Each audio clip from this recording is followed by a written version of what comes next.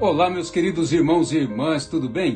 Olha só, no Reavivados por Sua Palavra de hoje, estamos meditando em Jonas capítulo 2. Quero convidar você a tomar a sua Bíblia agora e abri-la nesse belíssimo capítulo. Leremos o versículo 1 e o versículo 2. Acompanhe com fé a leitura da Santa Palavra de Deus.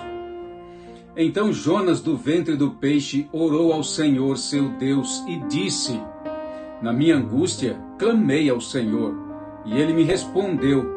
Do ventre do abismo gritei, e tu me ouviste a voz. Amém? Meus queridos irmãos e irmãs, alguns estudiosos, dando rédeas à imaginação, fazem do grande peixe que engoliu Jonas o centro desse livro. Mas o peixe não é o personagem central, nem mesmo Jonas o é. O personagem principal desse livro é Deus.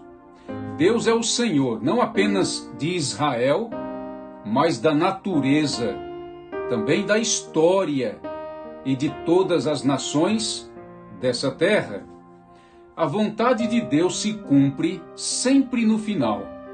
Os homens não podem criar-lhe obstáculos, nem frustrá-lo. Sua graça é para todo mundo, todos os povos da terra, sem distinção. O peixe só é citado 2 vezes. Deus é aquele quem ordena a Jonas ir a Nínive pregar a sua santa palavra. Deus é quem envia uma tempestade atrás de Jonas. Deus é quem envia o peixe para engolir Jonas e depois vomitá-lo. Deus é quem novamente comissiona Jonas a pregar em Nínive. Deus é aquele quem perdoa os habitantes de Nínive e adverte o seu profeta.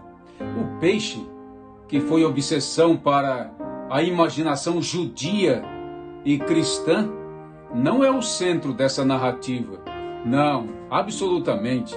Não passa do instrumento providencial de Deus que traz Jonas de volta ao seu ponto de partida. Atenção, o capítulo 2, que contém 10 versículos apenas, é bem rico, é riquíssimo em lições espirituais para a nossa vida.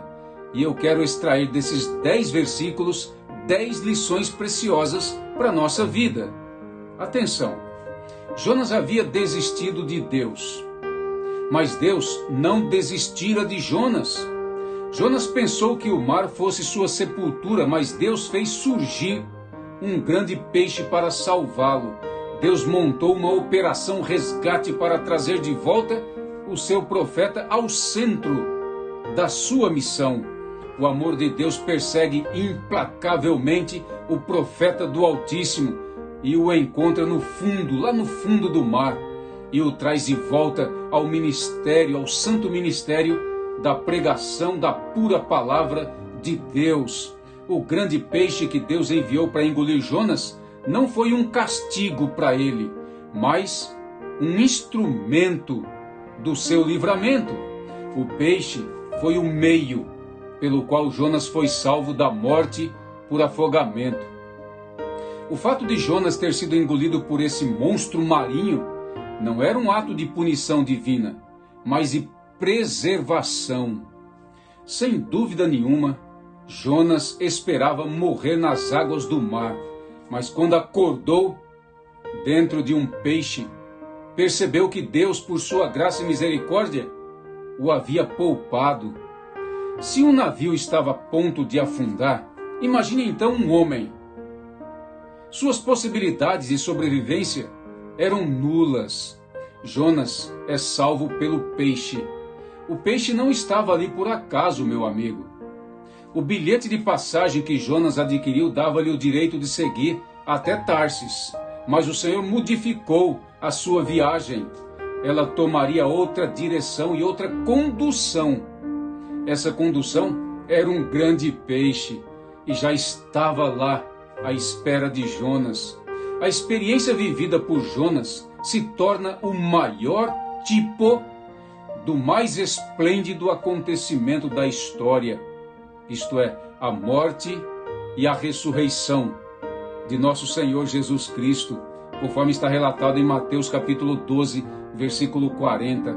A preservação de Jonas no ventre do peixe só pode ser explicada como um milagre. O próprio Senhor Jesus, meus amigos, chama esse milagre de sinal. Mateus capítulo 12, versículo 39. A oração de Jonas no ventre do grande peixe é de gratidão.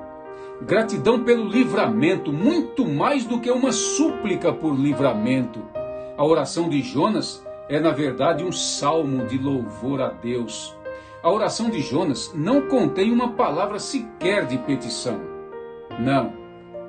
Ela consiste de ação de graças, capítulo 2, de 2 a 6, de contrição, capítulo 2, 7 e 8, e de renovação, de dedicação, capítulo 2, versículo 9. Essa oração está recheada de citações dos Salmos. O profeta Jonas traz à sua memória todo o acervo das Escrituras Sagradas, abrindo para si os tesouros da verdade divina, enchendo assim sua alma de esperança, de uma esperança de rebelião e disciplina. Jonas passa a uma experiência de arrependimento e consagração a Deus. A expressão seu Deus do capítulo 2, verso 1 é digna de registro.